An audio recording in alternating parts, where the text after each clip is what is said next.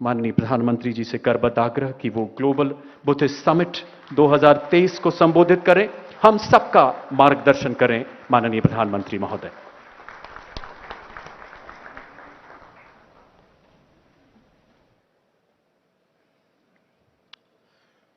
नमो बुद्धाय।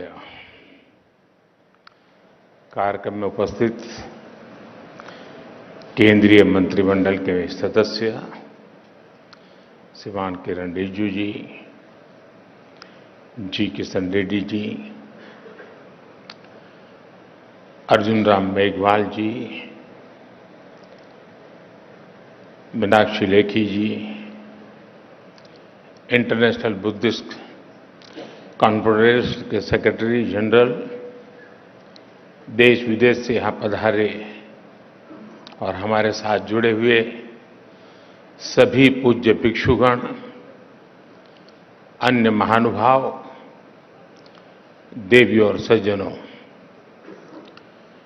Global Buddhist summit के इस पहले आयोजन में आप सभी दुनिया के कोने कोने से आए हैं। बुद्ध की इस धरती की परंपरा है अतिथि देवो भव, अर्थात अतिथि हमारे लिए देवता के समान होते हैं। लेकिन भगवान बुद्ध के विचारों को जीने वाले इतने व्यक्तित्व जब हमारे सामने हो तो साक्षात बुद्ध की उपस्थिति का एहसास होता है, क्योंकि बुद्ध व्यक्ति से आगे बढ़कर एक बोध है, बुद्ध स्वरूप से आगे बढ़कर एक सोच है, बुद्ध चित्रण से आगे बढ़कर एक चेतना है और बुद्ध की ये चेतना चिरंतर है, निरंतर है। ये सोच शाश्वत है, ये बोध अविस्मरणीय है। इसलिए आज इतने अलग अलग देशों से, इतने अलग अलग भौगोलिक सांस्कृतिक परिवेश से लोग यहां एक साथ उपस्थित है, यही भगवान बुद्ध का वो विस्तार है जो पूरी मानवता को एक सूत्र में जोड़ता है। हम कल्पना कर सकते हैं दुनिया के अलग अलग देशों में बुद्ध के करोड़ों अनुयायियों का ये सामर्थ्य जब एक साथ कोई संकल्प लेता है तो उसकी ऊर्जा कितनी असीम हो जाती है। जब इतने सारे लोग विश्व के बेहतर भविष्य के लिए एक विचार के साथ काम करेंगे तो भविष्य निश्चित रूप से भव्य ही होगा। और इसलिए मुझे विश्वास है पहली ग्लोबल बुद्धिस्ट समिट इस दिशा में हम सभी देशों के प्रयासों के लिए एक प्रभावी मंच का निर्माण करेगी। मैं इस आयोजन के लिए भारत के सांस्कृतिक मंत्रालय और इंटरनेशनल बुद्धिस्ट कॉन्फेडरेशन को हृदय से बधाई देता हूं। साथियों, इस समिट से मेरे आत्मीय लगाव की एक और वजह है। मेरा जन्म गुजरात के जिस वडनगर स्थान में हुआ है, उस स्थान का बौद्ध धर्म से गहरा नाता रहा है। वडनगर से बौद्ध धर्म से जुड़े अनेक पुरातात्विक साक्ष्य मिले हैं। कभी बौद्ध यात्री ह्वेनसांग ने भी वडनगर का दौरा किया था और यहां पर मैंने जब प्रदर्शनी देखी, एक्सकेवेशन में जो चीजें लगी हैं, बहुत सारी चीजें विस्तार से यहां रखी हुई है।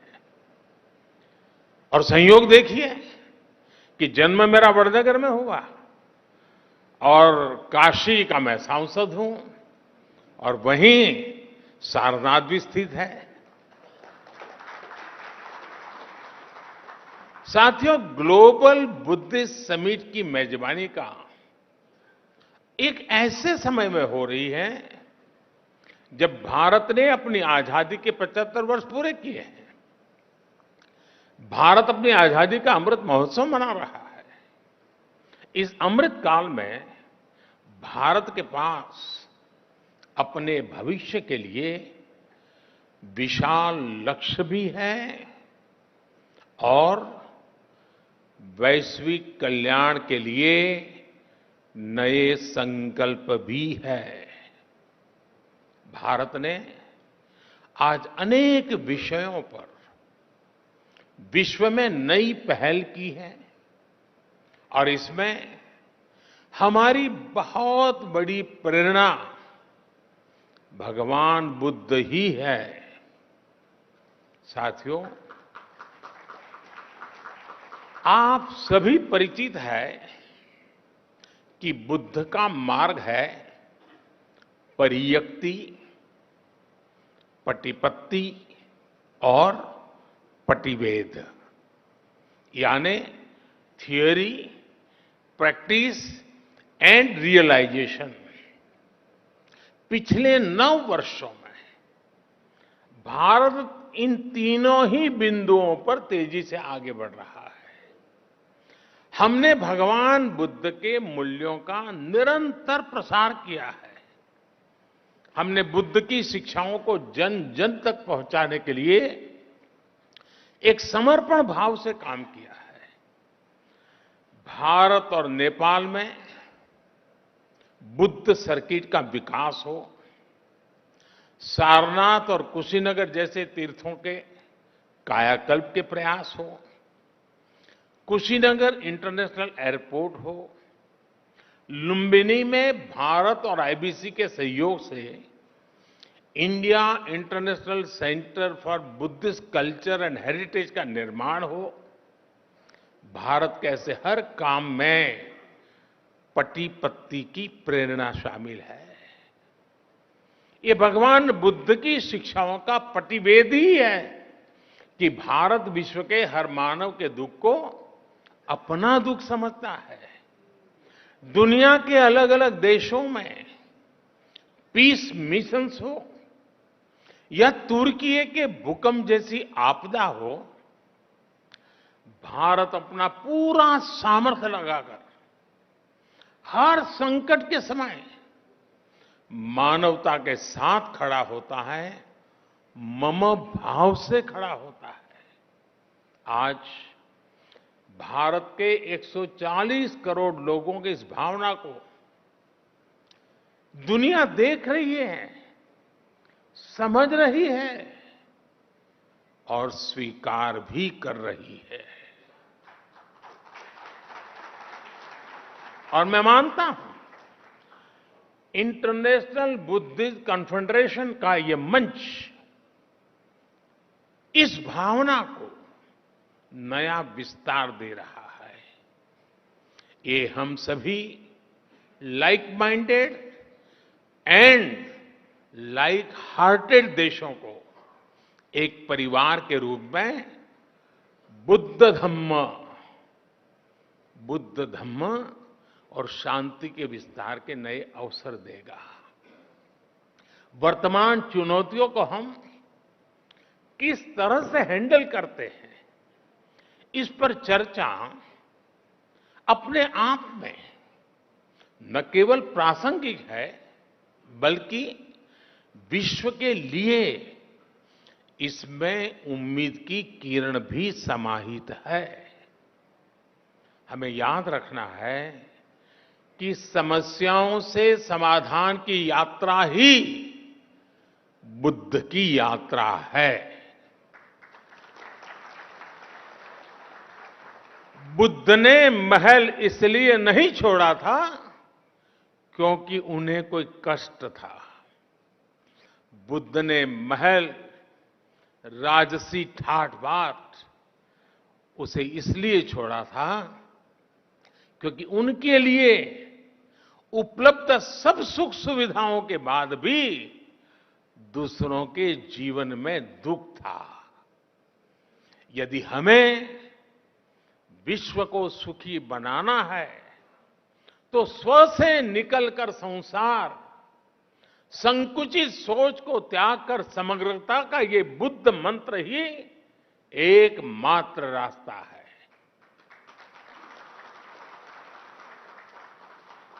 हमें हमारे आसपास गरीबी से जूझ रहे लोगों के बारे में सोचना ही होगा। हमें संसाधनों के अभाव में फंसे देशों के बारे में सोचना ही रहेगा। एक बेहतर और स्थिर विश्व की स्थापना के लिए यही एक मार्ग है, यही आवश्यक है। आज ये समय की मांग है कि हर व्यक्ति की, हर राष्ट्र की प्राथमिकता अपने देश के हित के साथ ही विश्व हित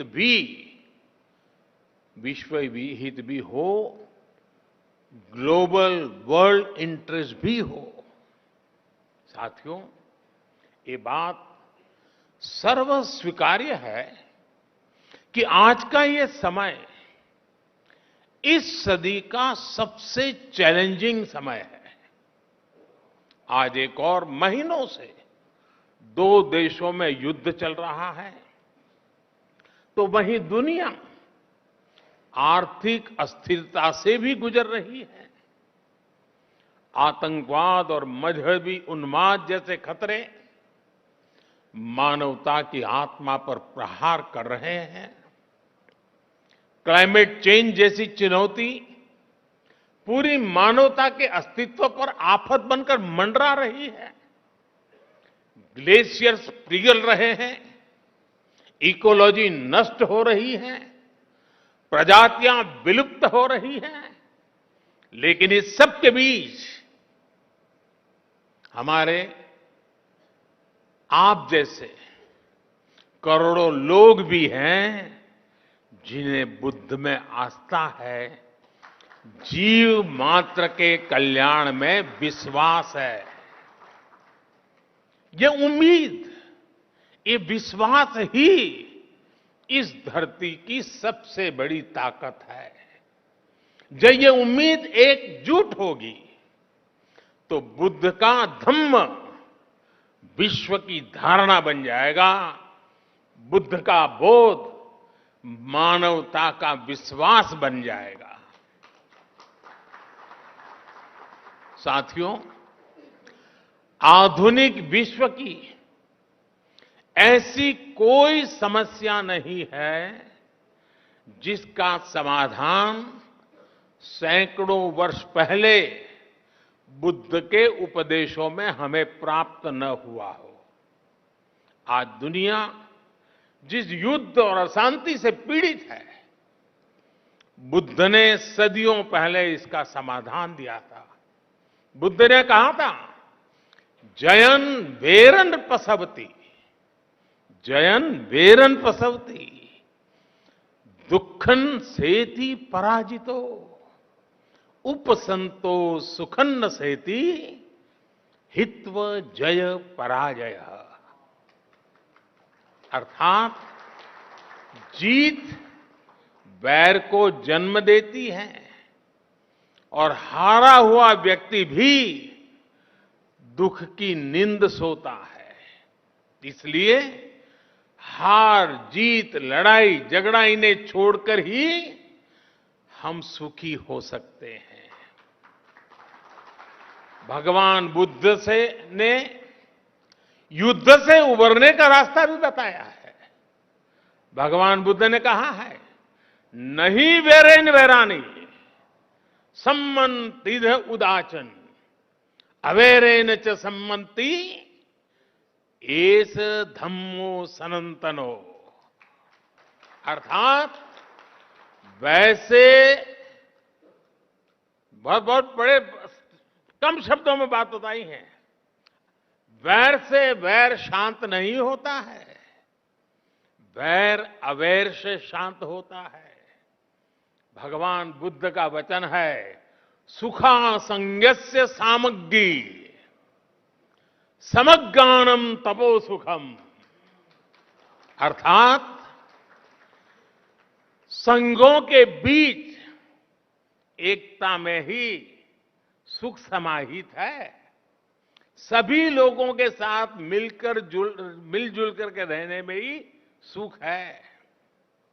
साथियों, हम देखते हैं आज अपने विचारों, अपनी आस्था को दूसरों पर थोपने की सोच दुनिया के लिए बहुत बड़ा संकट बन रही है। लेकिन भगवान बुद्ध ने क्या कहा था? भगवान बुद्ध ने कहा था, अत्तानमेव पठनम, अत्तानमेव पठमन, पति रूपे निवेशय। यानी कि पहले खुद सही आचरण करना चाहिए, फिर दूसरे को उपदेश देना चाहिए। आधुनिक युग में हम देखते हैं कि चाहे गांधी जी हो या फिर विश्व के अनेक लीडर्स, उन्होंने इसी सूत्र से प्रेरणा पाई। लेकिन हमें याद रखना है, बुद्ध सिर्फ इतने पर ही नहीं रुके थे। उन्होंने एक कदम आगे बढ़कर कहा था, अप्पदीपो भवः। यानी ये जो आगे का वाक्य है वही तो सबसे बड़ा आधार है, अप्पदीपो भवः। यानी अपना प्रकाश स्वयं बनो। आज अनेकों सवालों का उत्तर भगवान बुद्ध के इस उपदेश में ही समाहित है। इसलिए कुछ साल पहले संयुक्त राष्ट्र में मैंने गर्व के साथ कहा था कि भारत ने दुनिया को युद्ध नहीं, बुद्ध दिए हैं।